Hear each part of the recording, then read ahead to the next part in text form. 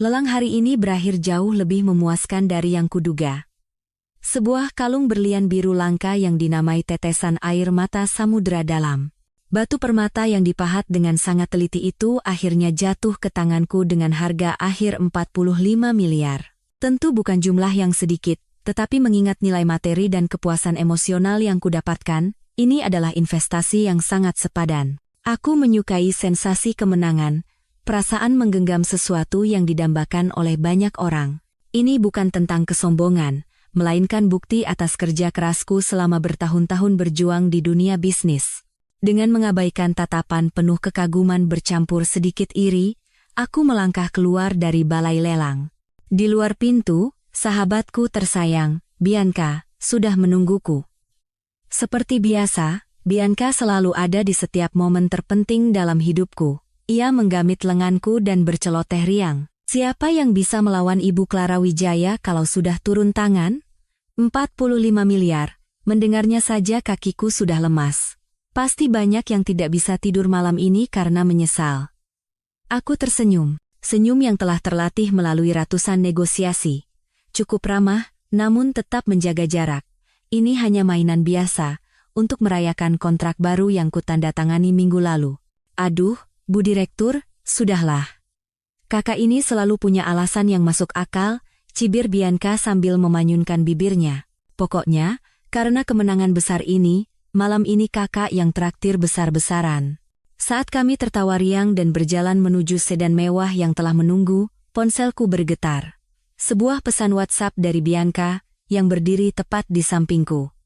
Dengan tatapan bingung, aku menoleh padanya. Wajah Bianca seketika mengeras, senyumnya lenyap tak berbekas. Tanpa menatapku, ia menunjuk ponselnya dengan dagu. Sorot matanya yang rumit memancarkan campuran antara kekhawatiran dan amarah. Firasat buruk mulai menyelimutiku. Kubuka ponsel. Dan sebuah video pendek tanpa suara mulai berputar di layar. Kualitasnya tidak terlalu bagus, tetapi cukup untuk mengenali kedua pemeran utamanya. Dalam video itu, seorang pria mendekatkan wajahnya ke telinga seorang wanita muda, tangannya melingkar di pinggang ramping wanita itu sambil tersenyum mesra. Pria itu adalah suamiku, Bima Aditya. Sahabat masa kecilku, cinta pertamaku, dan pria yang menikahiku 2 tahun lalu. Seketika, tenggorokanku tercekat. Pemandangan di sekitarku terasa kabur. Suara riuh mobil di jalanan, suara Bianca yang memanggil namaku dengan lirih, semuanya terasa menjauh. Di depan mataku, hanya ada gambaran suamiku pria yang kucintai dan kupercaya dengan segenap hati sedang memperlakukan wanita lain dengan begitu mesra. Wanita itu, dengan wajah yang sangat muda dan polos, bersandar manja di pelukan Bima. Entah berapa lama aku berdiri mematung. Baru ketika Bianca mengguncang bahuku dengan lembut, aku tersadar. Clara, kamu tidak apa-apa? Suaranya penuh kecemasan. Aku menggelengkan kepala dan memasukkan ponsel ke dalam tas tanganku. Aku mencoba mengatur napas dengan menarik napas dalam-dalam. Aku tidak apa-apa. Ayo kita pulang dulu. Apanya yang tidak apa-apa? Kata Bianca, suaranya nyaris berteriak. Dengan bukti sejelas ini, kamu bilang tidak apa-apa? Beraninya bajingan itu, kamu mau aku berbuat apa? Katakan saja, aku akan menemanimu mendatangi si brengsek itu dan menamparnya, lalu membantumu mengurus perceraian. Melihat mata sahabatku yang berkilat karena amarah, hatiku sedikit menghangat, namun rasa lelah yang luar biasa segera menyergapku. Rasa lelah ini bukan datang dari keputusasaan, melainkan dari sebuah kesadaran yang teramat jelas dan kejam. Aku tahu, pernikahan kami telah berakhir. 2 tahun lalu, ketika perusahaan Bima diambang kebangkrutan, tanpa ragu aku mengerahkan seluruh uang dan koneksiku untuk membangkitkannya kembali. Aku percaya cinta dan pengorbananku akan dihargai, tapi sepertinya aku salah. Ketika seorang pria mendapatkan segalanya dengan terlalu mudah, ia cenderung melupakan orang yang telah menemaninya melewati badai. Bianca, kataku dengan suara yang luar biasa tenang. Biar aku yang urus masalah ini sendiri. Jangan khawatir, pulanglah. Aku ingin sendiri sejenak. Aku tidak memberinya kesempatan untuk membantah dan langsung menyuruhnya masuk ke mobilnya. Setelah memastikan ia pergi, barulah aku kembali ke mobilku. Aku duduk di kursi belakang, menyandarkan kepala ke jendela, menatap keramaian di luar. Berlian seharga 45 miliar, aku tidak merasa rugi sedikit pun. Tetapi memikirkan masa muda dan semangat yang telah kucurahkan untuk seorang pria, rasanya sungguh merugi. Air mata tidak keluar. Rasa sakit yang menyayat pun tidak terasa. Hatiku hanya terasa hampa dan dingin membeku. Mungkin ketika kekecewaan mencapai puncaknya, seseorang tidak lagi merasakan sakit. Aku memejamkan mata dan mulai merencanakan langkah-langkah selanjutnya di dalam kepalaku. Sandiwara ini sudah saatnya ditutup. Keesokan paginya, saat aku sedang meninjau laporan keuangan di kantor, sebuah notifikasi teman baru yang disarankan muncul di layar WhatsApp. Nama profilnya adalah Hana Lestari. Foto profilnya adalah seorang wanita muda yang tersenyum manis. Aku langsung tahu, dia adalah selingkuhan suamiku. Berani sekali. Sampai datang dan memprovokasi secara terbuka begini. Aku tidak menolak ataupun langsung menerimanya. Aku hanya membiarkannya di daftar teman yang disarankan. Seperti seorang pemburu yang mengamati mangsa yang telah masuk dalam jangkauan tembak, menunggu saat yang paling tepat. Aku tidak perlu menunggu lama. Hanya beberapa jam kemudian, sebuah pesan masuk darinya. Ibu Clara Wijaya, saya Hana. Sepertinya kita perlu bicara, saya tunggu di Le Jardin, Senopati. Menarik, dia bukan hanya berani, tapi juga sombong. Apa dia pikir dia berada di atas angin? Aku tersenyum dingin, senyum tanpa kehangatan sedikit pun. Aku membalas singkat. Baik. 15 menit lagi saya sampai. Tidak ada yang perlu dipersiapkan secara khusus. Kepercayaan diri dan auraku adalah senjata terbaik. Aku memilih setelan kerja elegan dari Chanel. Kupadukan dengan blazer berwarna senada dan sepatu stiletto dari Christian Louboutin. Di cermin, berdiri seorang wanita yang sukses, mandiri, dan berkuasa. Aku ingin wanita itu tahu dengan siapa ia berhadapan. Le Jardin adalah tempat yang mewah dan tenang, sesuai seleraku. Begitu masuk, aku melihat Hana Lestari duduk di sudut dekat jendela. Ia mengenakan gaun putih bersih, memancarkan aura rapuh. Melihatku, ia tampak sedikit terkejut. Mungkin ia tidak menyangka aku akan muncul secepat ini, dan dengan penampilan yang begitu percaya diri. Aku menarik kursi di seberangnya dan meletakkan tas Hermesku di kursi kosong. Setelah memesan teh kamomil, aku menatap lurus ke matanya. Apa yang ingin Anda bicarakan? Silakan. Sikapku yang langsung pada intinya membuat Hana sedikit kehilangan ketenangan. Ia menarik napas dalam-dalam, mencoba mengembalikan kepercayaan dirinya. Ibu, mungkin ibu tidak akan percaya, tapi saya dan Mas Bima saling mencintai dengan tulus. Aku menyesap tehku. Aroma wangi teh menyebar di mulutku. Aku hanya diam mendengarkan. Keheninganku sepertinya membuatnya semakin gugup. Saya tahu ibu sudah banyak membantu Mas Bima, lanjutnya, dengan nada suara yang sedikit menyindir, tapi cinta tidak bisa dibeli dengan uang. Ibu punya segalanya, bisa pergi kemana saja dan belanja tanpa pusing soal uang. Tapi Mas Bima butuh seseorang yang bisa merawat dan memahaminya di sisinya. Dia sangat kesepian dalam pernikahan ini. Mendengar itu, aku tak tahan untuk tertawa. Bukan tawa keras, hanya senyum tipis di sudut bibir, tapi cukup untuk mengejek lawan bicara. Apakah wanita ini naif? Ataukah sedang memainkan sandiwara yang payah?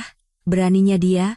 Dengan status apa dia membahas pernikahanku dan menilaiku sesuka hati? Aku meletakkan cangkir tehku, menelitinya dari ujung kepala hingga ujung kaki, lalu mengunci pandanganku pada gaun yang ia kenakan. Anda benar, uang tidak bisa membeli cinta, tapi uang bisa membeli banyak hal. Misalnya, gaun yang sedang Anda pakai itu. Hana seketika membeku, raut wajahnya menunjukkan kebingungan. Aku melanjutkan dengan suara datar tanpa emosi. Itu gaun Valentino, koleksi terbatas musim gugur 2 tahun lalu. Saya punya yang persis sama. Saya memakainya saat pesta ulang tahun saya. Sepertinya Bima sangat menyukai desain ini, ya, sampai membelikan yang sama untuk Anda.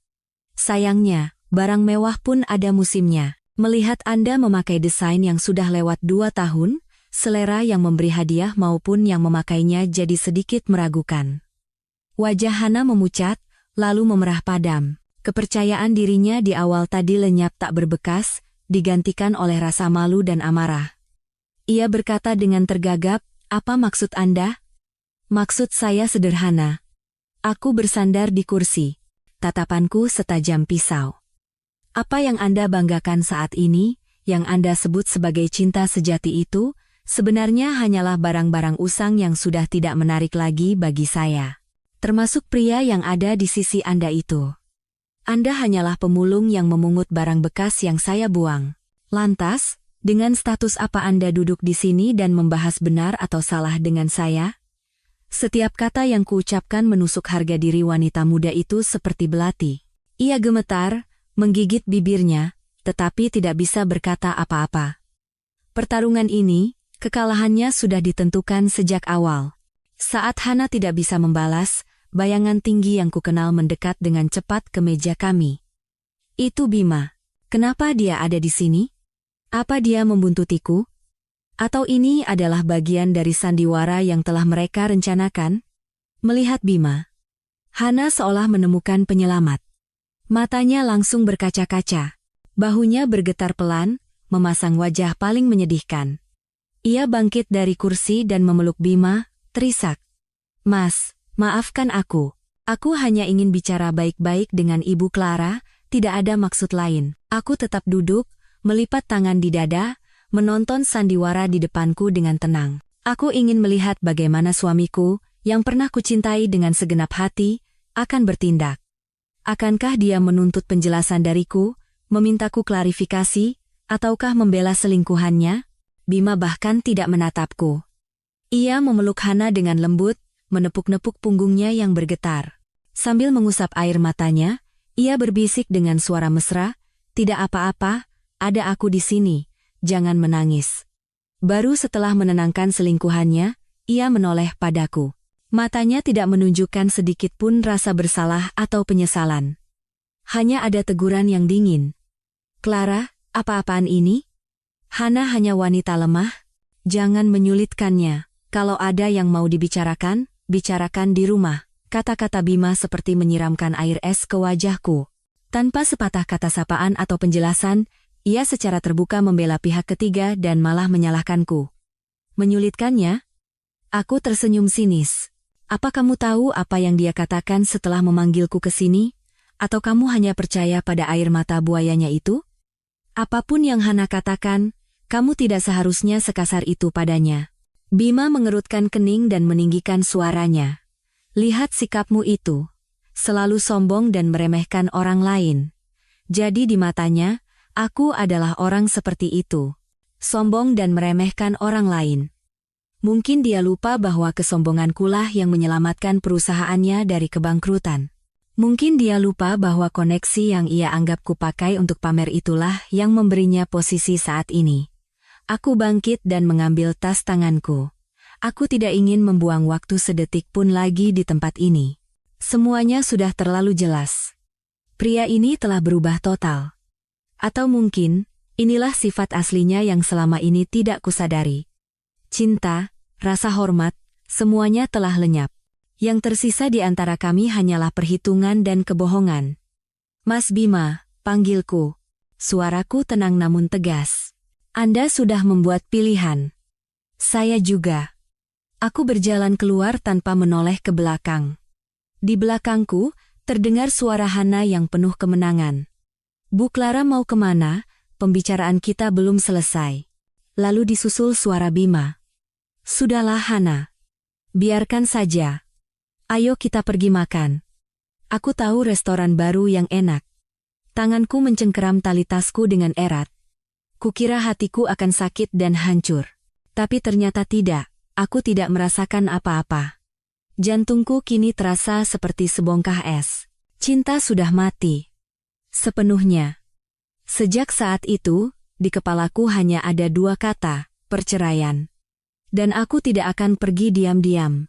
Aku akan mengambil kembali semua yang menjadi milikku, pokok beserta bunganya. Akhir dari sandiwara ini akan kutulis sendiri. Beberapa hari setelah pertemuan di kafe, aku membenamkan diri dalam pekerjaan agar emosi pribadi tidak memengaruhi bisnis. Aku menghubungi pengacara pribadiku, Pak Jonathan, untuk mulai mempersiapkan proses perceraian. Perjanjian pranikah yang kami buat sangat jelas. Semua asetku sebelum dan selama pernikahan adalah milikku pribadi, dan Bima tidak berhak atas apapun. Itu adalah langkah antisipasi bijak yang diajarkan ayahku. Aku dan Bima memasuki masa perang dingin. Dia masih pulang ke rumah setiap malam, tapi kami tidak berbicara sepatah kata pun. Rumah besar itu mendadak menjadi ruang yang dingin dan menyesakkan. Dia sepertinya juga sedang menunggu pergerakan dariku. Suatu sore, menjelang pulang kantor, ibu mertuaku menelepon. Aku ragu sejenak sebelum menjawab. Iya Ma, ini Clara. Terdengar suara manis yang tak biasa dari seberang telepon. Clara, sedang apa, nak? Malam ini pulanglah, kita makan malam bersama Papa. Sudah lama kita tidak kumpul keluarga. Aku sedikit mengerutkan kening. Kumpul keluarga? Sejak aku menjadi menantu di rumah ini, jumlah acara makan malam keluarga bisa dihitung dengan jari. Ibu mertuaku tidak pernah menyukaiku. Ia merasa aku terlalu kuat dan sukses, sehingga membuat anaknya tidak bisa berkembang.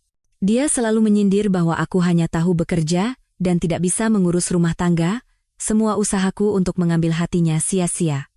Jadi, undangan mendadak ini jelas bukan sekadar makan malam keluarga biasa. Baik, Ma. Tapi malam ini saya ada janji penting dengan rekan bisnis. Aku menolak dengan sopan.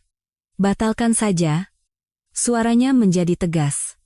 Pekerjaan bisa kapan saja, tapi keluarga adalah yang utama. Kalau kamu tidak datang, Mama anggap kamu tidak menghargai orang tua. Dengan ancaman seperti itu, aku tidak bisa menolak lagi. Baik, Ma. Saya akan atur ulang jadwalnya dan datang. Bagus. Datanglah lebih awal. Ia langsung menutup telepon tanpa memberiku kesempatan bicara lagi. Aku meletakkan ponsel di atas meja. Pikiranku dipenuhi berbagai spekulasi. Makan malam ini jelas sebuah jebakan. Mungkin Bima sudah mengadu pada orang tuanya, dan mereka memanggilku untuk memberiku pelajaran. Atau mungkin, mereka berniat memperkenalkan selingkuhan itu secara resmi kepada keluarga. Apapun itu, aku tahu aku harus bersiap menghadapi badai. Aku menelepon sekretarisku, Yuni, untuk membatalkan janji makan malam. Lalu aku menelepon Bianca. Malam ini aku makan malam di rumah mertuaku, sepertinya akan ada sesuatu. Kenapa mendadak? Tanya Bianca khawatir. Jangan-jangan mereka mau menyudutkanmu. Perlu aku temani? Tidak, tidak apa-apa, aku menenangkan sahabatku. Aku bisa atasi sendiri. Aku hanya memberitahumu. Kalau sampai jam 10 malam aku tidak menghubungimu, kamu tahu harus berbuat apa, kan? Kakak ini selalu saja bikin orang takut. Meski berkata begitu, aku tahu Bianca tidak akan melepaskan ponselnya sampai aku menghubunginya kembali. Aku memutuskan untuk tidak pulang dan berganti pakaian. Aku ingin menemui mereka dengan penampilanku saat ini, sebagai seorang wanita karier yang sukses. Aku mampir ke salon terbaik untuk menata rambut, lalu ke pusat perbelanjaan untuk membeli wine premium dan satu set buah-buahan mahal. Meskipun aku tahu malam ini tidak akan berjalan mulus, aku harus tetap menjaga etika minimal. Aku ingin menunjukkan bahwa dalam situasi apapun, Clara Wijaya selalu memegang kendali, selalu tampil percaya diri, dan tidak akan membiarkan orang lain meremehkanku. Mobil meluncur menuju rumah mertuaku, hatiku sudah bersiap untuk perang tanpa kompromi. Aku memarkir mobil di depan rumah yang familiar. Rumah ini, setelah aku menikah, telah kurenovasi dengan biaya yang tidak sedikit sesuai selera ibu mertuaku, bahkan semua perabotannya kuganti baru. Aku berharap usaha itu bisa menyenangkannya dan mempersempit jarak antara kami. Tapi aku salah. Aku turun dari mobil, membawa wine dan pasel buah.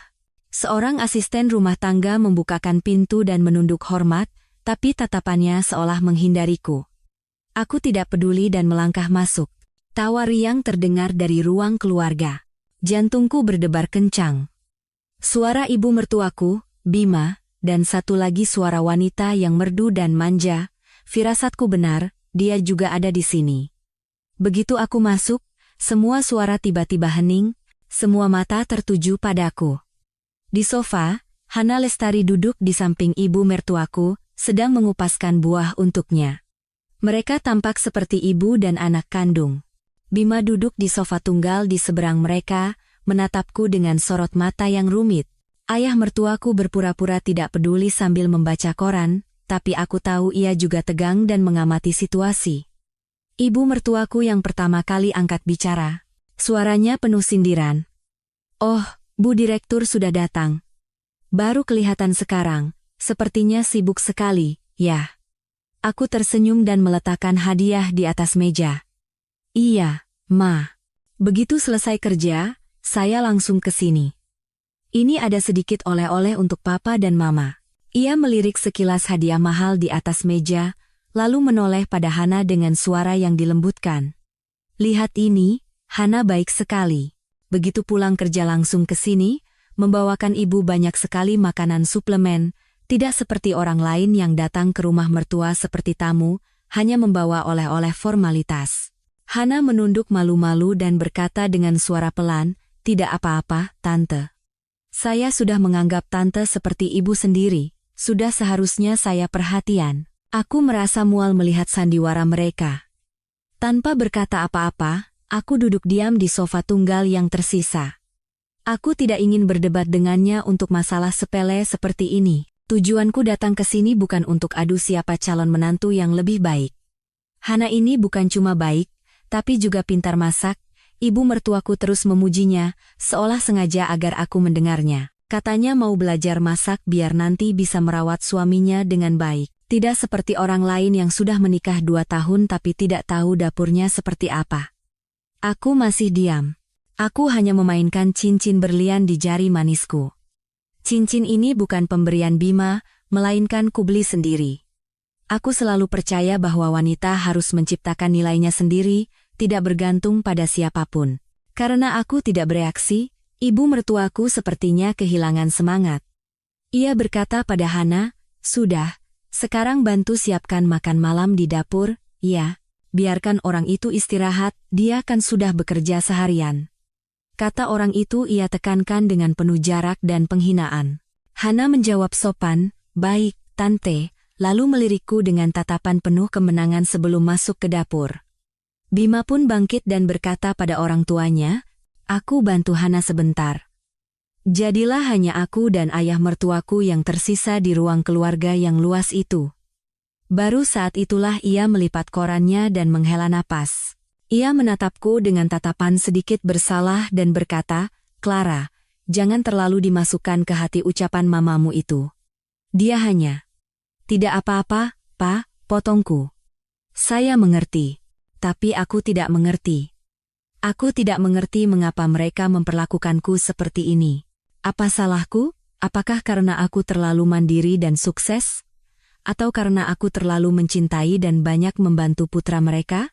Rumah ini, setiap sudutnya ada sentuhan tanganku, tapi kini menyambutku dengan sikap dingin dan pihak ketiga yang siap merebut posisiku. Sambutan yang sungguh mengesankan. Makan malam berlangsung dalam suasana yang menyesakkan. Meja makan dipenuhi hidangan favorit Bima. Jelas semua disiapkan oleh Hana di bawah arahan ibu mertuaku. Aku duduk di tempatku, Bima di seberangku, dan ayah mertuaku di sampingku. Hana duduk di samping Bima, di seberang ibu mertuaku. Mereka tampak seperti keluarga yang sesungguhnya. Aku seperti tamu tak diundang, sosok yang tidak perlu dan tersisih. Sepanjang makan, ibu mertuaku tak henti-hentinya mengambilkan lauk untuk Hana dan memujinya. Masakan Hana enak sekali. Pantas saja terampil di dapur. Beruntung sekali Bima kita. Ia melirikku seolah khawatir aku tidak mendengarnya. Hana berpura-pura malu sambil meletakkan sepotong iga bakar ke piring Bima. "Makan yang banyak, Mas. Akhir-akhir ini kelihatannya kurus sekali." Bima tersenyum dan menerimanya. Senyum lembut yang sudah sangat lama tidak kulihat. Ia makan dengan lahap, sesekali mengambilkan lauk untuk Hana. Mereka pamer kemesraan di depan aku dan ayah mertuaku. Ayah mertuaku hanya diam, sesekali berdeham untuk memecah suasana canggung. Aku tetap makan bagianku tanpa menunjukkan emosi apapun. Semakin aku menunjukkan ketertarikan, semakin aku menjadikan diriku pecundang yang menyedihkan. Cara terbaik menghadapi provokasi ini adalah dengan mengabaikannya. Keheninganku sepertinya membuat ibu mertuaku semakin marah. Ia merasa aku mengabaikannya. Selesai makan, saat asisten rumah tangga membersihkan meja dan kami semua masih duduk minum teh, ia tiba-tiba angkat bicara dengan suara otoriter. Mumpung semua sudah berkumpul, ada yang mau Mama sampaikan. Aku meletakkan cangkir tehku. Aku tahu, acara utama akan segera dimulai. Hana kasihan, akhir-akhir ini lelah sekali karena magang, tempat tinggalnya juga jauh, jadi, Mama suruh dia tinggal di sini beberapa hari, biar lebih mudah berangkat kerja dan bisa dirawat juga badannya. Ia mengatakannya seolah itu adalah perintah yang tidak bisa ditolak. Sebagai nyonya rumah ini, pendapatku bahkan tidak ditanyakan. Hana menunduk dan berkata dengan suara lirih, "Nanti Kak Clara jadi tidak nyaman, aku khawatir kakak tidak suka." Beraninya dia tidak suka? Ibu mertuaku meninggikan suaranya. "Rumah ini rumah anakku. Dia itu cuma menantu, memangnya punya hak bicara apa? Lagi pula, kamu itu tamuku, sudah kewajibannya melayanimu dengan baik. Inilah batas kesabaranku. Sekuat apapun aku mencoba menahan diri, ini sudah tidak mungkin lagi. Mereka secara terbuka menghinaku, menginjak-injak harga diriku di tempat ini. Apa mereka pikir aku akan menahan semuanya karena masih mencintai Bima dan ingin mempertahankan pernikahan ini? Mereka terlalu meremehkan seorang Clara Wijaya." Aku tidak berkata apa-apa. Aku dengan tenang membuka tas tanganku dan mengeluarkan sebuah amplop coklat yang sudah kusiapkan. Kuletakkan di atas meja dan kusodorkan ke arah Bima. Amplop itu bergesekan dengan meja kayu, menghasilkan suara yang tegas dan jelas di ruang makan yang hening. Semua orang menatap amplop itu, dan aku secara bergantian dengan ekspresi bingung. Bima mengerutkan kening dan mengambil amplop itu. Wajahnya seketika menegang. Dua kata yang tercetak tebal di halaman pertama surat gugatan cerai menusuk matanya seperti belati. Aku menatap lurus ke arah Bima. Suaraku tidak keras, tapi cukup jelas dan dingin untuk didengar semua orang di ruangan itu. "Mas Bima, kita bercerai." Keluarga Bima membeku. Ibu mertuaku membuka mulutnya, seolah tidak percaya dengan apa yang didengarnya. Wajah Hana pucat pasi. Ayah mertuaku menjatuhkan cangkir teh yang dipegangnya, dan Bima, ia menatapku. Matanya dipenuhi keterkejutan, kebingungan, dan amarah yang tidak bisa disembunyikan. Ia pasti tidak pernah membayangkan bahwa akulah yang akan mengajukan usul untuk mengakhiri pernikahan ini. Setelah pernyataanku, udara di ruang makan menjadi berat. Keheningan yang panjang menyelimuti, hanya suara detak jam dinding yang terdengar teratur. Ibu mertuaku memecah keheningan itu. Ia menggebrak meja, bangkit berdiri, dan menunjuk wajahku sambil berteriak, Kamu bilang apa tadi? Beraninya kamu minta cerai dari anakku. Kamu pikir kamu siapa?" Aku dengan tenang menuangkan teh ke cangkir yang baru. Uap panasnya membuat kacamataku sedikit berembun. Aku melepasnya, mengelapnya, lalu memakainya kembali. Aku menatapnya tanpa emosi. "Mama, sepertinya saya sudah mengatakannya dengan sangat jelas. Saya dan Mas Bima sudah tidak cocok lagi. Perceraian adalah solusi terbaik untuk kita semua, tidak cocok? Kenapa 2 tahun lalu waktu dia tidak punya apa-apa kamu tidak bilang tidak cocok?" geramnya. "Sekarang setelah dia sukses, kamu mau mencampakkannya? Kamu benar-benar wanita kejam yang hanya tahu uang." Aku ingin tertawa. Logikanya benar-benar menggelikan. Jika aku hanya tahu uang, aku tidak akan berada di sisinya saat dia berada di titik terendah. Jika aku hanya tahu uang, aku tidak akan mencurahkan segalanya agar dia bisa bangkit kembali. Tapi aku tidak ingin menjelaskan. Penjelasan apapun tidak ada gunanya bagi orang yang sudah dipenuhi prasangka. Aku bangkit dan mengambil tas tanganku. "Saya permisi dulu. Masalah selanjutnya akan diurus oleh pengacara saya dengan Mas Bima." Setelah mengatakan itu, aku meninggalkan ruang makan. Aku mengabaikan teriakan dan sumpah serapah ibu mertuaku di belakangku. Bertahan sedetik lebih lama hanya akan menyakiti diriku sendiri. Saat aku hendak membuka pintu depan, sebuah suara lirih terdengar di belakangku. "Kak, tunggu sebentar." Itu Hana. Ia berlari ke arahku, memasang wajah memelas dan penuh penyesalan. "Kak, maafkan saya. Ini semua salah saya, tolong jangan ceraikan Mas Bima karena saya akan pergi. Saya tidak akan muncul di hadapan kakak lagi." Aku berhenti dan menoleh padanya. Sampai kapan ia akan melanjutkan sandiwara ini? Aku melipat tangan dan diam-diam mengamati apa yang akan ia lakukan selanjutnya. Karena aku tidak merespons, Hana semakin bersemangat berakting. Ia mendekat dan mencoba memegang tanganku, tapi aku mundur selangkah untuk menghindar. Kak, saya benar-benar tidak bermaksud merusak rumah tangga kakak. Tolong maafkan Mas Bima. Ia mulai terisak dengan mata berkaca-kaca. Dan tepat pada saat itu, ketika sosok Bima muncul di ambang pintu ruang makan, Hana tiba-tiba terhuyung dan jatuh di kakiku. Ia memegangi kakinya, mengerang kesakitan, dan meringis seolah aku benar-benar mendorongnya, sandiwara yang payah dan murahan. Waktu jatuhnya, sudutnya, semuanya diperhitungkan dengan sempurna, agar bisa dilihat dengan jelas oleh Bima. Apa dia pikir aku akan panik dan ketakutan? Bima berlari keluar seperti badai. Ia bahkan tidak melirikku, langsung menghampiri Hana dan membantunya berdiri. Hana, kamu tidak apa-apa, sakit sekali? Aku tidak apa-apa, Mas, isak Hana dalam pelukannya sambil melirik ke arahku. Aku hanya terpeleset. Tidak ada hubungannya dengan Kak Clara. Semakin ia berkata tidak ada hubungannya, semakin terdengar seolah ada hubungannya. Trik yang licik tapi sangat klise. Aku hanya menonton mereka berpelukan dan saling menenangkan. Lucu sekali, suami yang pernah kucintai, kini lebih mempercayai wanita yang baru dikenalnya beberapa bulan daripada istri yang telah menemaninya melewati berbagai kesulitan. Ia bahkan tidak memberiku kesempatan untuk menjelaskan. Hanya orang bodoh seperti dia yang akan percaya pada sandiwara payah ini. Setelah membantu Hana berdiri, Bima menoleh padaku. Matanya memerah, dipenuhi amarah dan kekecewaan. Ia menggeram, mengucapkan kata demi kata. Clara, apa yang sudah kamu lakukan? Sampai kapan kamu mau membuat keributan seperti ini? Aku menatap matanya lurus, tidak goyah sedikit pun. Aku tidak melakukan apa-apa.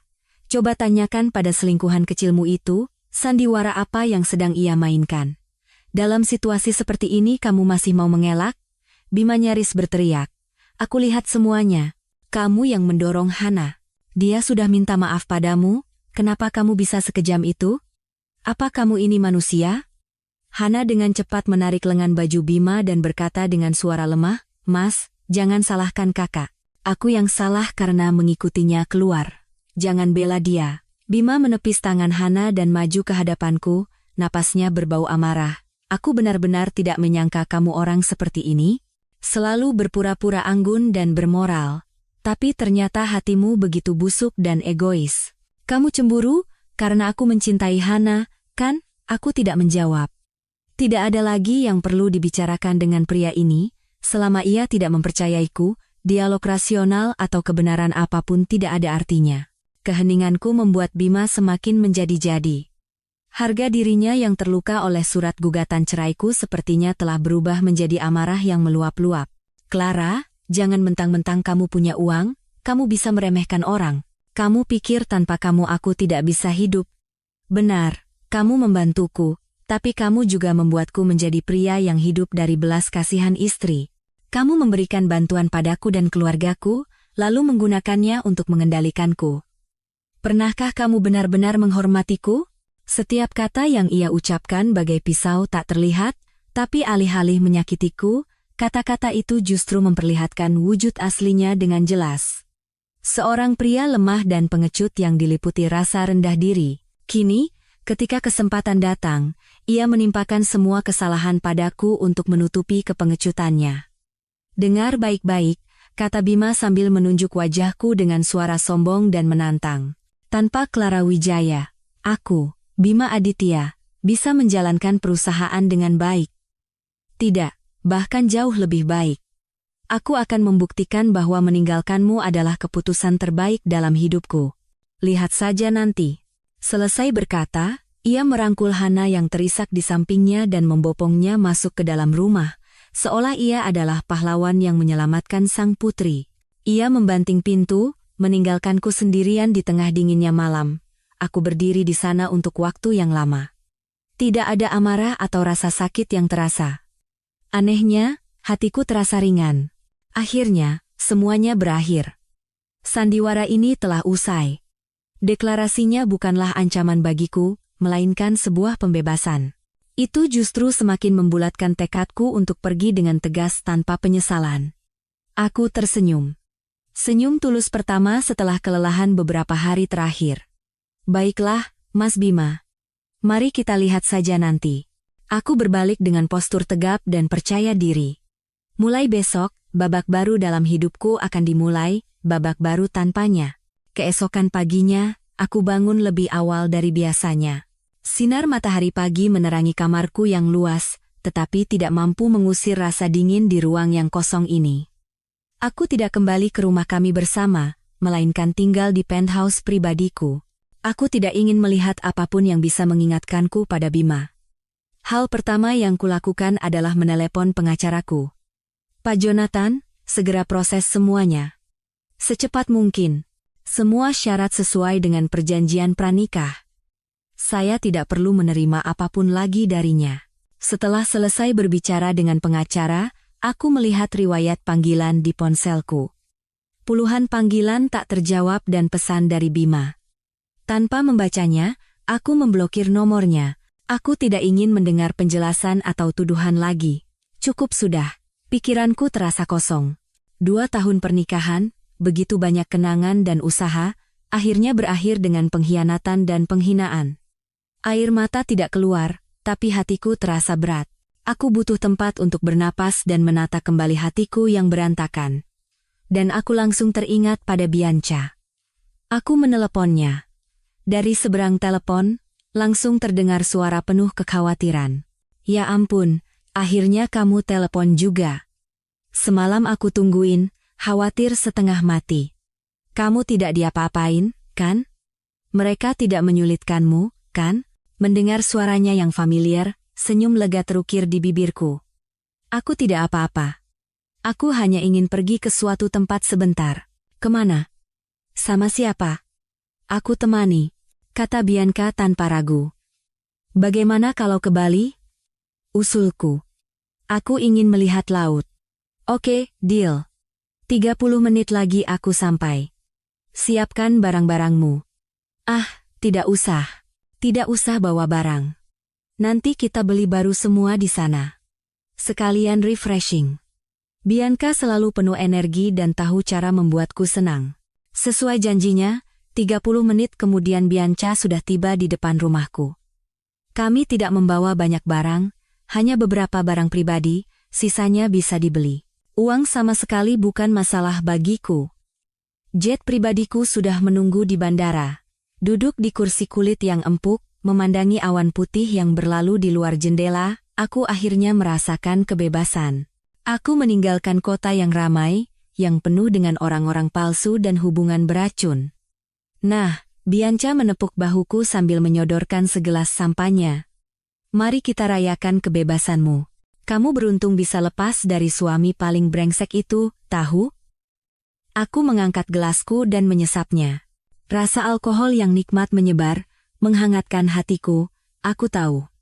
Terima kasih, Bianca. Selalu ada untukku. Kita ini sahabat, tidak usah pakai terima kasih, cibirnya. Jadi, rencanamu selanjutnya apa? Setelah cerai? Aku menatap keluar jendela. Pandanganku jauh menerawang. Rencanaku, aku akan hidup dengan sangat hebat dan memukau. Akan kutunjukkan padanya. Tanpa dia, aku baik-baik saja. Bahkan, ratusan, ribuan kali lebih baik. Dan dia akan membayar semua perbuatannya. Pesawat mendarat di Bandara Internasional Ngurah Rai di tengah sinar matahari keemasan yang menyilaukan. Angin yang bercampur dengan aroma asin laut menerpa wajahku, terasa begitu menyegarkan. Kami langsung menuju resor termewah. Aku sudah memesan sebuah pool villa yang menghadap langsung ke laut. Selama beberapa hari ke depan, aku mengabaikan semua hal yang berhubungan dengan pekerjaan, semua hal yang berhubungan dengan Bima.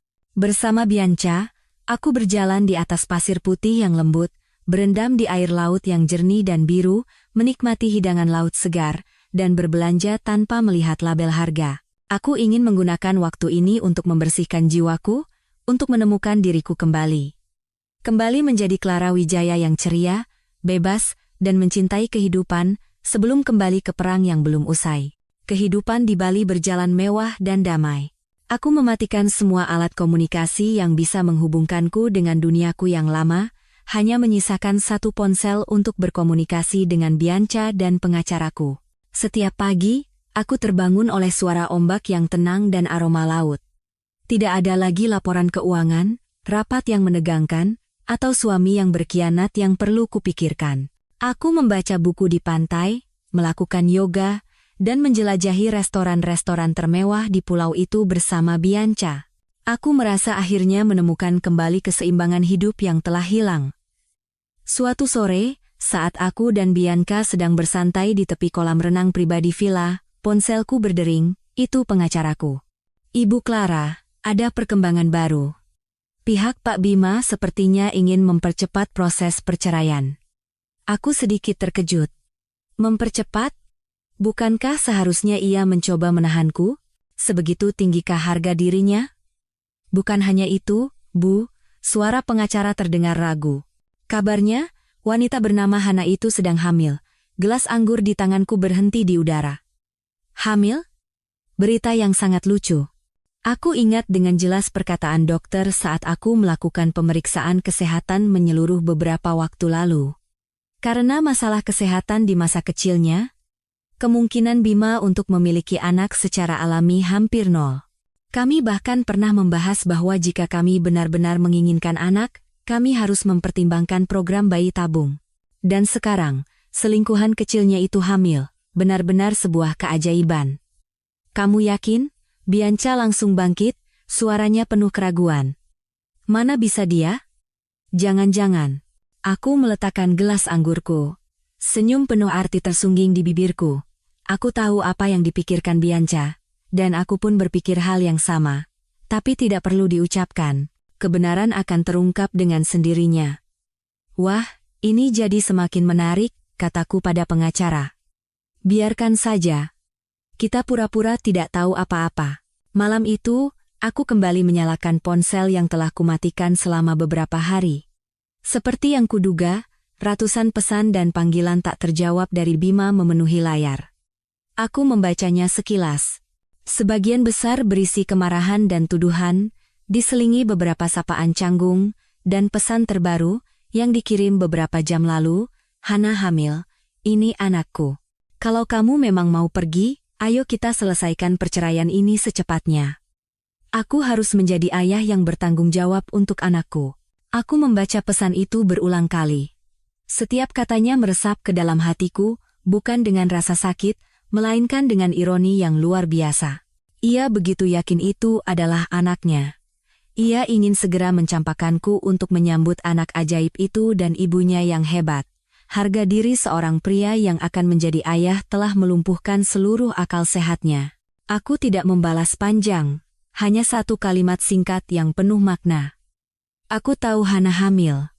Setelah mengirim pesan itu, aku mematikan ponsel. Aku bisa membayangkan ekspresi Bima saat membaca pesanku, ia pasti bingung. Bertanya-tanya bagaimana aku bisa tahu, dan mengapa aku begitu tenang. Ketenanganku akan menjadi serangan psikologis yang membuatnya gelisah. Ia tidak akan pernah menduga bahwa kendali permainan ini sejak awal berada di tanganku. Liburan seminggu di Bali berakhir. Aku kembali ke Jakarta dengan semangat yang baru. Kulitku sedikit lebih gelap dan sehat, hatiku ringan dan segar. Aku siap untuk menyelesaikan semuanya dengan tuntas. Sesuai dugaanku, kehamilan Hana menjadi pendorong terbesar bagi Bima untuk mempercepat perceraian. Ia tidak lagi menggangguku dengan telepon atau pesan tak berarti. Ia hanya ingin segera lepas dariku dan memulai hidup baru dengan keluarga barunya. Ibu mertuaku, jangan ditanya lagi.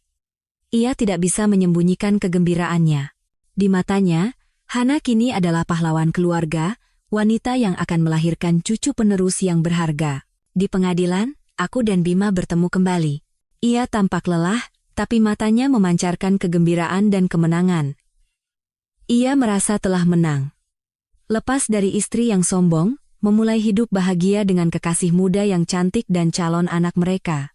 Ia sama sekali tidak tahu bahwa itu hanyalah awal dari rangkaian tragedi dalam hidupnya. Sidang berjalan cepat. Berkat perjanjian pranikah, tidak ada sengketa mengenai pembagian harta. Bima harus pergi dengan tangan nyaris kosong. Rumah yang kami tinggali adalah asetku sebelum menikah. Mobil-mobil mewah, saham di perusahaan lain, semuanya atas namaku. Satu-satunya yang ia miliki hanyalah perusahaannya, yang telah kubangkitkan kembali. Tapi, tanpa dukunganku, berapa lama perusahaan itu bisa bertahan? Ketika hakim menyatakan kami bukan lagi suami istri, aku melihat Bima menghela napas lega. Ia menandatangani dokumen tanpa ragu. Aku pun begitu.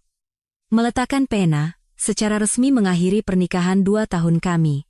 Tidak ada sedikit pun penyesalan, tidak ada sehelai pun rasa sakit. Saat keluar dari pengadilan, Bima menatapku. Untuk pertama kalinya dalam beberapa hari, ia menyapaku lebih dulu. Suaranya mengandung sedikit ejekan. Sudah selesai, ya, selamat atas kebebasanmu. Sekarang kita tidak punya hubungan apa-apa lagi. Aku tersenyum ramah. Kamu juga. Selamat akan menjadi seorang ayah. Semoga kamu tidak menyesali keputusanmu hari ini. Setelah mengatakan itu, aku berbalik.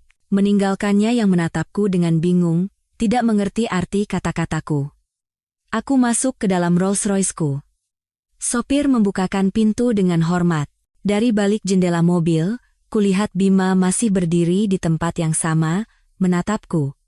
Ia tidak bisa membayangkan betapa mengerikannya hidupnya setelah meninggalkanku. Dengan dokumen yang menyatakan statusku belum menikah di tangan, hatiku terasa seringan kapas. Akhirnya aku keluar dari kubangan lumpur ini, tapi ini belum berakhir. Sandiwara terbaik baru akan dimulai. Rencana pembalasanku baru saja akan dieksekusi. Begitu Rolls-Royce meninggalkan area pengadilan, aku tidak pulang ke rumah. Aku mengeluarkan ponsel dan menekan nomor yang tersimpan. Terdengar suara profesional dari seberang telepon. Selamat siang, dengan Sentosa Movers. Selamat siang, kataku dengan tenang. Saya Clara Wijaya, CEO Wijaya Group. Saya ingin menggunakan jasa pindahan sekarang juga. Aku memberikan alamat rumah mertuaku, tempat Bima dan keluarganya tinggal. Pindahkan semua perabotan, barang elektronik, dan dekorasi di dalam rumah itu. Daftar detail dan kwitansi pembelian akan segera saya kirimkan melalui email. Semuanya dibeli atas nama saya. Tolong kerjakan dengan cepat dan profesional. Biayanya akan saya bayar 2 kali lipat. Pihak di seberang telepon terdengar sedikit terkejut dengan permintaanku yang mendadak. Tetapi dengan jumlah yang kutawarkan, mereka segera mengonfirmasi bisa mengerahkan seluruh tenaga. Aku menutup telepon dan bersandar di kursi, tersenyum tipis. Pemandangan yang akan terjadi di rumah itu sudah terbayang di benakku. Bima dan keluarganya mungkin sedang bersulang, memimpikan masa depan indah bersama cucu yang akan segera lahir. Mereka tidak akan pernah menyangka bahwa mimpi buruk mereka baru saja dimulai. Sekitar 1 jam kemudian, Yuni, sekretarisku, menelepon untuk melapor. Ibu, tim pindahan sudah tiba dan mulai bekerja. Ibu mertua dan Pak Bima menentang keras, tapi dokumen dan kwitansi yang kami tunjukkan terlalu jelas. Polisi setempat juga sudah datang untuk menjaga ketertiban, jadi tidak ada yang bisa mereka lakukan. Bagus, kataku. Sampaikan pada mereka untuk hati-hati, jangan sampai ada barang yang rusak. Semuanya uangku. Aku tidak perlu datang langsung untuk melihatnya. Semuanya sudah tergambar di kepalaku. Wajah ibu mertuaku yang pucat karena marah saat para profesional mulai membongkar lampu gantung kristal mewah yang begitu ia banggakan pada teman-temannya. Ekspresi bingung Hana saat TV layar lengkung 8K dan sistem suara surround yang biasa ia gunakan untuk menonton film setiap malam dikemas dan diangkut. Dan yang terpenting, wajah tak berdaya dan malu dari Bima Aditya, yang sesumbar akan sukses tanpaku. Kini, ia bahkan tidak bisa melindungi fasilitas di rumahnya sendiri. Mereka harus berhadapan dengan rumah yang kosong melompong. Sofa kulit mewah impor dari Italia akan lenyap, menyisakan ruang kosong yang dingin di tengah ruang keluarga. Tempat tidur empuk dengan spray sutra terbaik akan hilang. Kulkas 2 pintu yang penuh dengan berbagai makanan akan diangkut, menyisakan sudut dapur yang kosong. Semua kemewahan yang kubawa ke dalam hidup mereka, semua yang mereka anggap pantas mereka nikmati, kini akan lenyap bersih dalam beberapa jam. Ini bukan sekadar mengambil kembali hartaku. Ini adalah sebuah peringatan kejam. Sebuah pengingat bahwa semua yang mereka nikmati selama 2 tahun terakhir adalah berkat aku. Tanpaku, mereka akan kembali ke tempat asal mereka. Atau mungkin, ke tempat yang lebih buruk. Ini adalah hadiah pertamaku untuk mantan suami dan keluarganya. Semoga mereka menyukainya.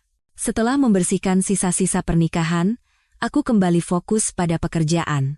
Tapi kali ini, tujuanku bukan hanya untuk mengembangkan grup perusahaanku, melainkan juga untuk meruntuhkan kerajaan yang begitu dibanggakan oleh Bima.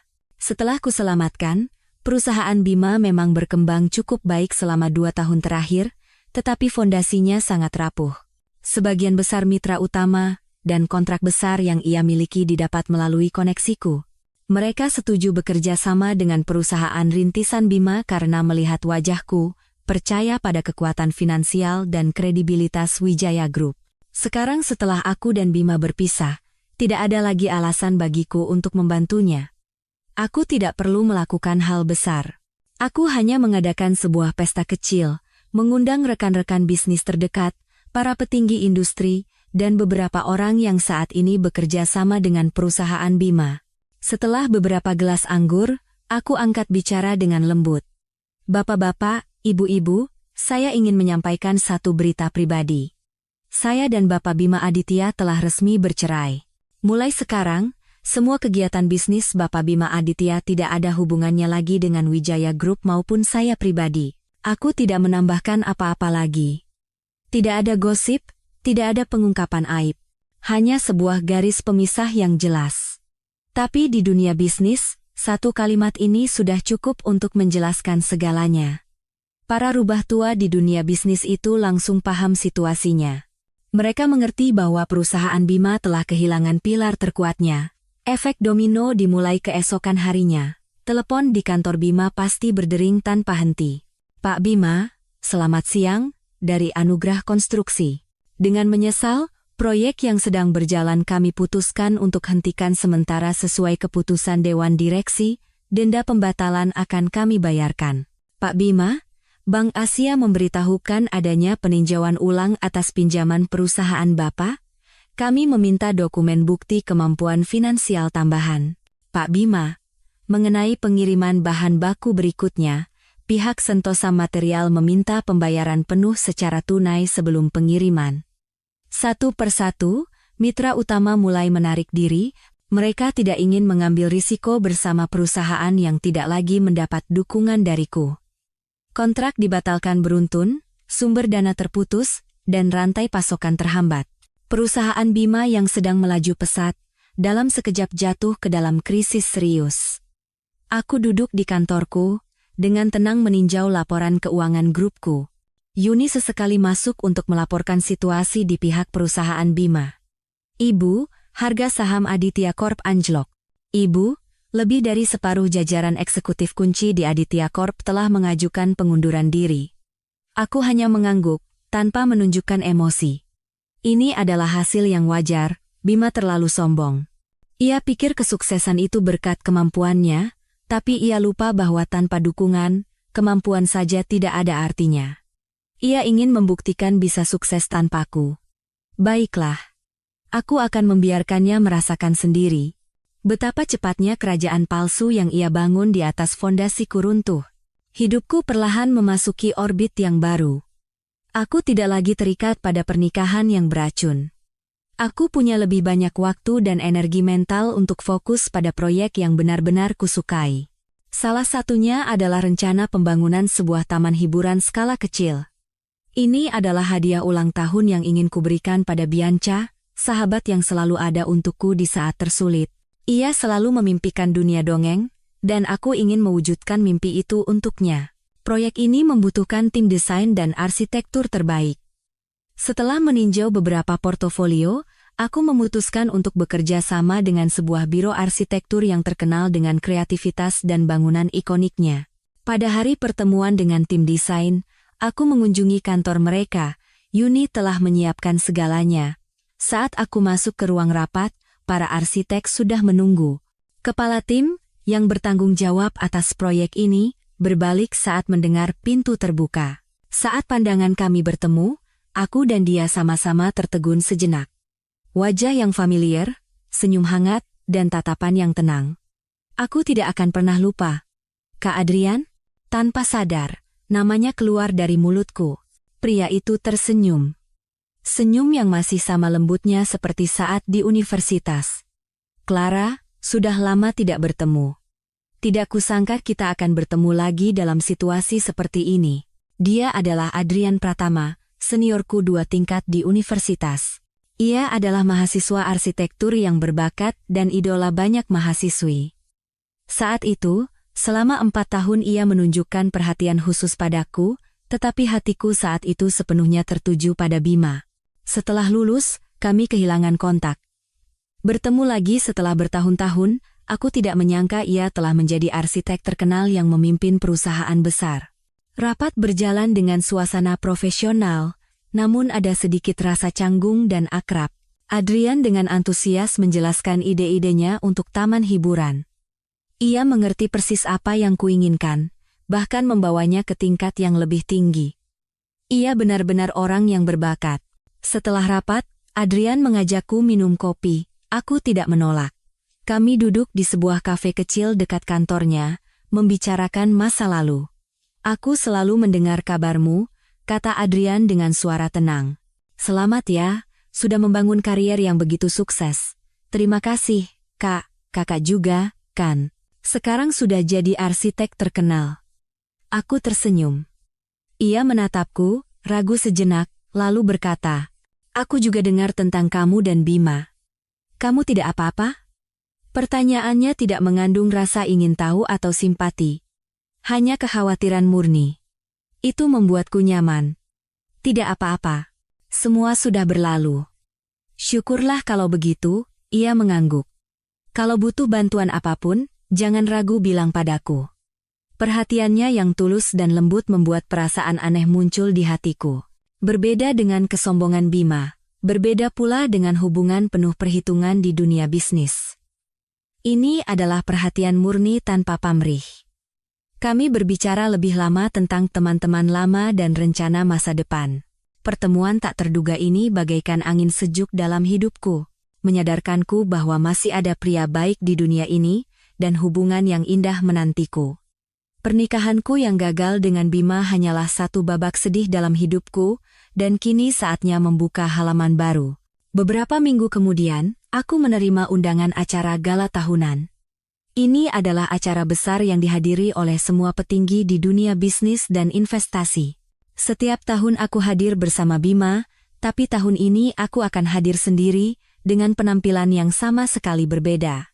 Aku berkata pada Bianca, malam ini temani aku ke pesta, yuk. Matanya berbinar. Pesta apa? Banyak pria tampan? Banyak makanan enak? Pesta terbesar kalangan bisnis tahun ini. Pria tampan banyak, tapi semuanya seperti hiu. Makanan tentu saja yang terbaik, godaku. Malam itu, aku memilih gaun Elisa Up berwarna hijau zamrud. Desainnya yang pas badan menonjolkan lekuk tubuhku dengan indah, dengan bagian punggung yang terbuka lebar, memberikan kesan berani namun tetap elegan dan berkelas.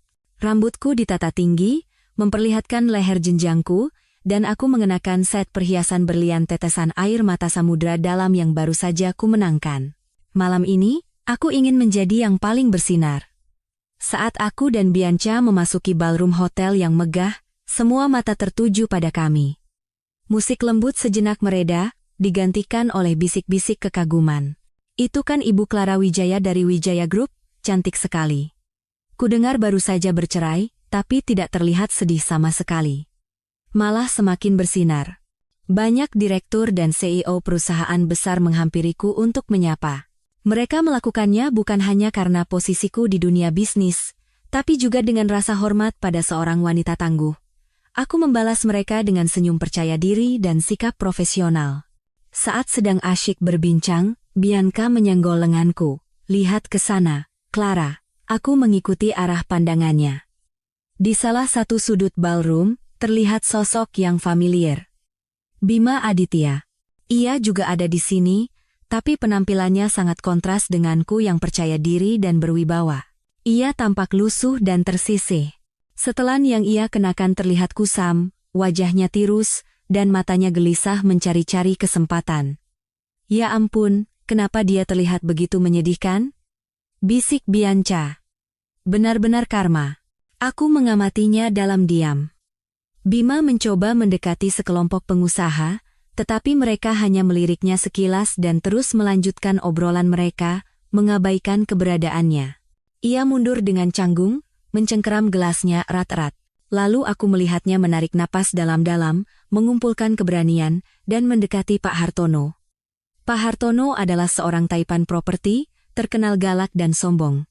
Bima menundukkan kepala, tersenyum menjilat, dan mulai mengatakan sesuatu padanya. Aku menyesap anggurku. Sudut bibirku terangkat membentuk senyum dingin. Sepertinya sebuah drama menarik akan segera dimulai. Dari kejauhan, aku dengan santai menyaksikan monolog Bima. Ia berusaha keras meyakinkan Pak Hartono, yang jelas-jelas terlihat jengkel. Tanpa perlu mendengar pun aku tahu apa yang ia katakan.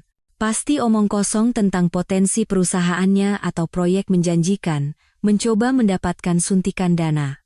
Pak Hartono, pria gemuk berkepala botak yang selalu tampak kesal itu, akhirnya memotong pembicaraan Bima. Ia berbicara dengan suara cukup keras untuk didengar orang-orang di sekitarnya, tanpa memberikan sedikit pun muka. Bapak Bima Aditya, kan? Perusahaan Anda kabarnya sedang tidak bagus. Terlilit utang, semua mitra pergi. Dengan modal apa Anda mau bekerja sama dengan saya? Hanya dengan omong kosong itu? Wajah Bima menegang. Senyum menjilatnya lenyap, digantikan pucat pasi, ia tergagap. Pak Hartono, itu hanya rumor. Perusahaan kami hanya sedang mengalami sedikit kesulitan. Sedikit kesulitan? Pak Hartono tertawa mengejek. Saya sudah puluhan tahun di bisnis ini. Saya tahu perusahaan seperti Anda. Tanpa ada yang membackup, Anda bukan apa-apa. Lunasi dulu utang-utang Anda sebelum berpikir bisnis besar. Jangan buang-buang waktu saya. Selesai berkata, ia mengibaskan tangannya seolah mengusir pengemis. Ia bahkan tidak meliriknya lagi. Bima membeku di tempat. Wajahnya memerah lalu memucat, kedua tangannya terkepal erat. Tatapan orang-orang di sekitarnya tertuju padanya. Tatapan penasaran, tatapan puas, tatapan kasihan. Bagi Bima yang memiliki harga diri tinggi, ini adalah penghinaan terbesar yang tak tertahankan. Dan seolah menabur garam di atas lukanya, Pak Hartono tiba-tiba melihatku. Wajahnya yang cemberut langsung berubah cerah. Ia tersenyum lebar dan dengan cepat menghampiriku, mengulurkan tangannya. Oh, Ibu Clara. Sebuah kehormatan. Lama tidak bertemu. Anda tetap cantik dan berwibawa seperti biasa. Aku tersenyum elegan dan menjabat tangannya dengan ringan. Selamat malam, Pak Hartono. Anda terlalu memuji. Tidak. Tidak sama sekali, ia menggelengkan tangan. Saya dengar proyek resor baru Ibu. Langkah yang sangat berani. Jika ada kesempatan, Hartono Konstruksi sangat ingin bekerja sama dengan Wijaya Group. Hubungi saya kapan saja jika Anda butuh. Percakapan kami terdengar jelas di seluruh ruangan. Keramahan dan rasa hormat yang ditunjukkan Pak Hartono padaku sangat kontras dengan sikap menghina yang baru saja ia tunjukkan pada Bima. Semua orang melihatnya, dan tentu saja, Bima juga.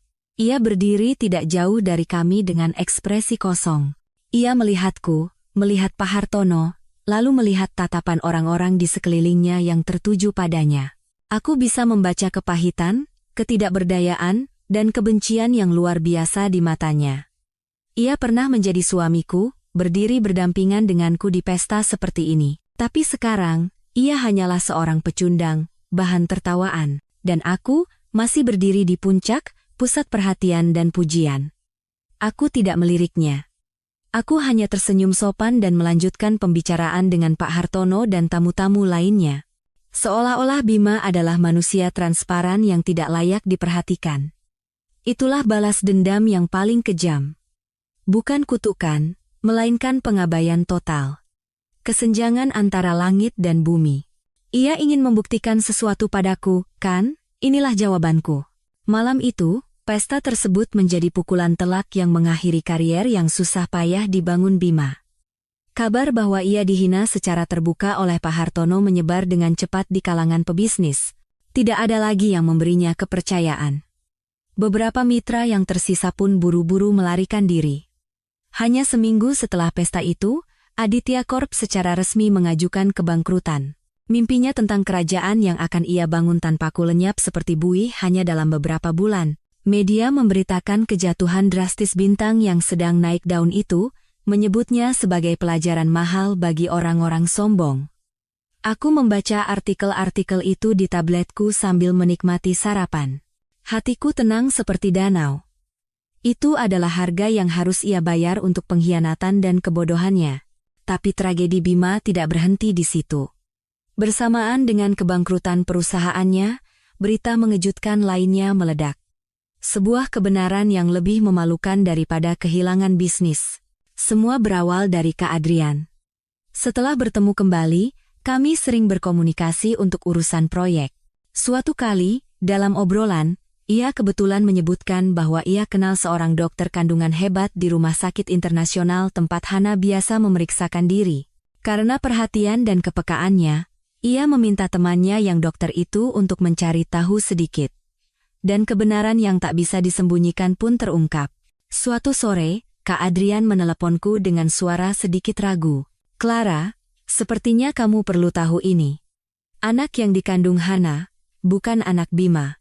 Menurut Kak Adrian, temannya yang dokter itu tidak sengaja mendengar percakapan Hana dengan pria lain di rumah sakit. Mereka bertengkar soal uang, dan dalam kemarahannya, Hana berteriak bahwa anak itu adalah anak pria tersebut, bukan anak Bima.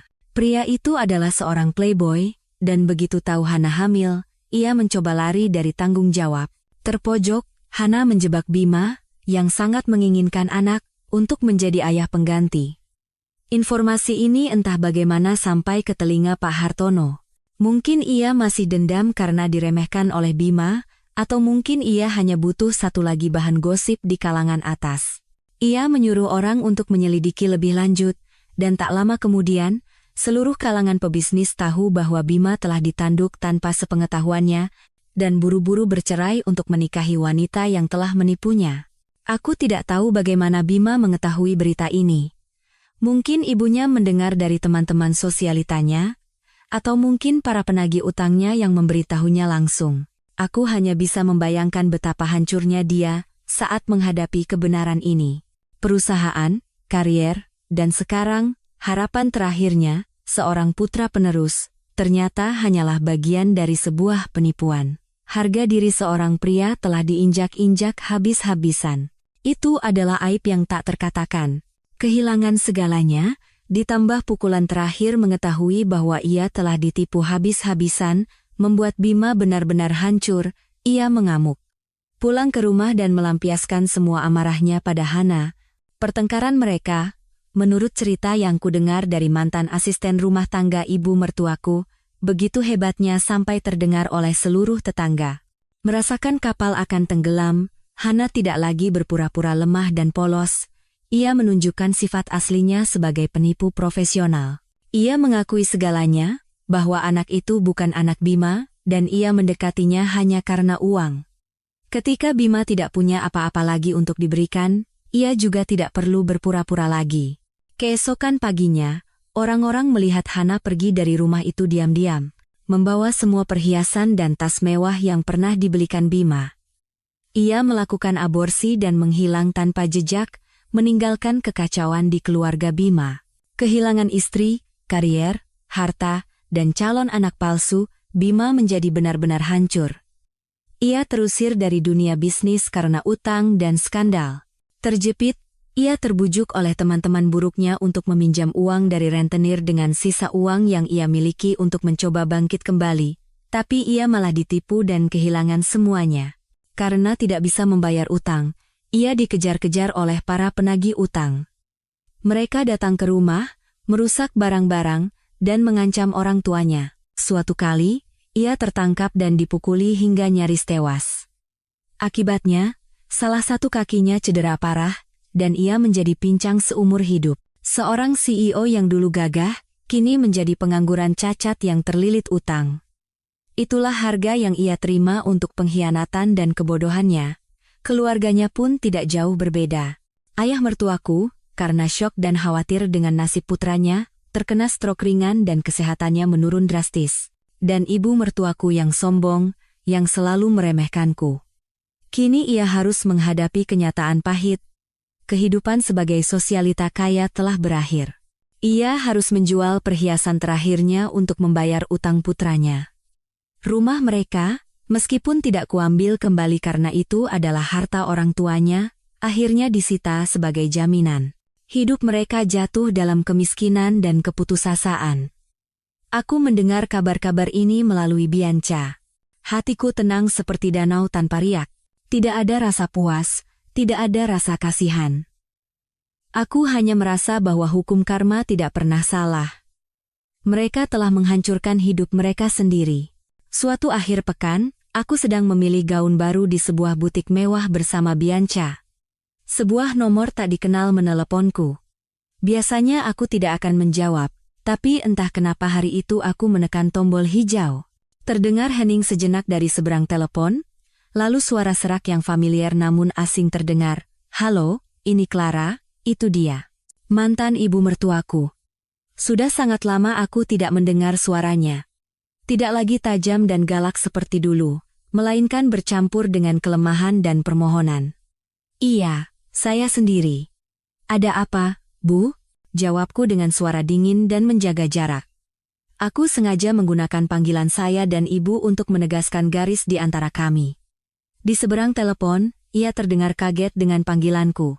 Lalu ia mulai menangis. Tangisan yang menyedihkan. "Clara, Mama minta maaf. Semuanya salah Mama. Mama bodoh, sudah jahat sama kamu. Tolong maafkan Mama. Dan Bima juga, dia terlalu kekanak-kanakan." "Nak," aku diam, menatap Bianca. Bianca juga mendengar suara tangisan itu. Ia menggelengkan kepala, memberiku isyarat agar tidak luluh. "Ada keperluan apa ibu menelepon saya?" tanyaku lagi tanpa emosi. "Nak, tolong. Bantu kami sekali ini saja," isaknya. "Bima sudah jadi seperti itu, utang menumpuk, badannya rusak. Papamu sakit-sakitan setiap hari. Mama sekarang kerja cuci piring di restoran orang untuk bayar utang. Berat sekali, Nak. Tolong, pinjamkan kami uang sekali saja. Mama mohon. Nanti pasti Mama ganti." Seorang sosialita yang dulu hanya tahu mengenakan pakaian sutra dan menyuruh orang lain, kini mencuci piring di restoran orang. Sungguh ironis, tapi tidak ada rasa kasihan yang muncul. Aku teringat kata-kata hinaannya, sikapnya yang membela pihak ketiga, wajah sombongnya saat mengusirku dari rumah yang telah kurenovasi dengan uangku. Semua penderitaan yang ia alami hari ini adalah buah dari perbuatannya sendiri. Aku menarik napas dalam-dalam dan berkata dengan suara sedingin es, "Ibu, saya dan putra Anda sudah bercerai. Kita tidak punya hubungan apa-apa lagi.